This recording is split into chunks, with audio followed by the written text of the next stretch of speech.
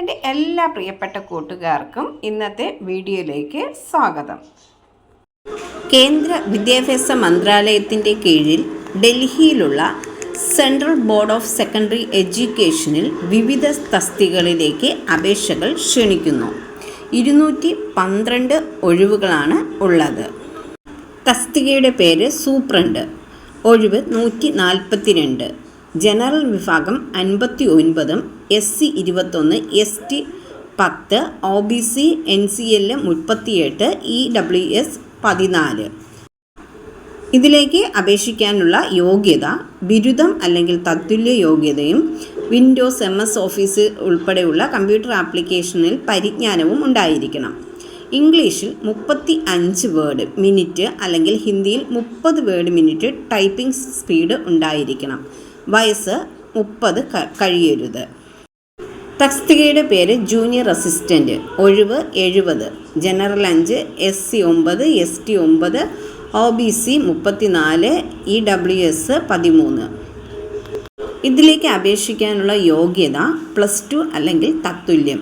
ഇംഗ്ലീഷിൽ 35 word minute അല്ലെങ്കിൽ ഹിന്ദിയിൽ 30 വേർഡ് മിനിറ്റും ടൈപ്പിംഗ് സ്പീഡ് ഉണ്ടായിരിക്കണം. പ്രായം 27 വയസ്സ് കഴിയരുത്. ഉയർന്ന പ്രായപരിധിയിൽ വനിതകൾക്ക് 10 വർഷത്തെയും SC ST വിഭാഗക്കാർക്ക് 5 വർഷത്തെയും OBC NCL വിഭാഗക്കാർക്ക് 3 വർഷത്തെയും ഭിന്നശേഷിക്കാർക്ക് 10 വർഷത്തെയും ഇളവ് ലഭിക്കുന്നതാണ്. വിമുക്ത ഭടന്മാർക്കും ചട്ടപ്രകാരമുള്ള വയസ്സിളവ് കിട്ടുന്നതാണ്. തെരഞ്ഞെടുപ്പ് പ്രാഥമിക പരീക്ഷയ്ക്ക് ശേഷം ഒബ്ജക്റ്റീവ്, ഡിസ്ക്രിപ്റ്റീവ് ടൈപ്പ് മെയിൻ പരീക്ഷ ഉണ്ടാകും. ടൈപ്പിംഗ് സ്പീഡും പരിശോധിക്കും. ജൂനിയർ അസിസ്റ്റൻറ്റിന് പ്രാഥമിക പരീക്ഷയോടൊപ്പം ടൈപ്പിംഗ് സ്പീഡ് പരിശോധിക്കും. പരീക്ഷ സൂപ്രണ്ട് തസ്തികയിലേക്കുള്ള പ്രാഥമിക പരീക്ഷയ്ക്ക് 3 മണിക്കൂറാണ് സമയം. 450 മാർക്കിനുള്ള 150 ചോദ്യങ്ങൾ ഉണ്ടാകും. രണ്ടാം ഘട്ടത്തിൽ 300 മാർക്കിനുള്ള ഒബ്ജക്റ്റീവ്, ഡിസ്ക്രിപ്റ്റീവ് ചോദ്യങ്ങളും ഉണ്ടാകും. 3 മണിക്കൂറാണ് സമയം. ജൂനിയർ അസിസ്റ്റൻ്റ് 300 മാർക്കിനുള്ള 2 മണിക്കൂർ സമയമുള്ള പരീക്ഷയാണ് ഉണ്ടാവുക. കേരളത്തിൽ തിരുവനന്തപുരത്തും പരീക്ഷാ കേന്ദ്രങ്ങളുണ്ട്. അപേക്ഷാ ഫീസ് 800 രൂപയാണ്. വനിതകൾക്കും SC ST വിഭാഗക്കാർക്കും ഭിന്നശേഷിക്കാർക്കും വിമുക്ത ഭടന്മാർക്കും ഫീസ് ഇല്ല. അപേക്ഷ ഓൺലൈനായിട്ടാണ് അയക്കേണ്ടത്. വിശദ വിവരങ്ങൾക്ക് വെബ്സൈറ്റ് സന്ദർശിക്കുക. Website https://www.cbse.gov.in.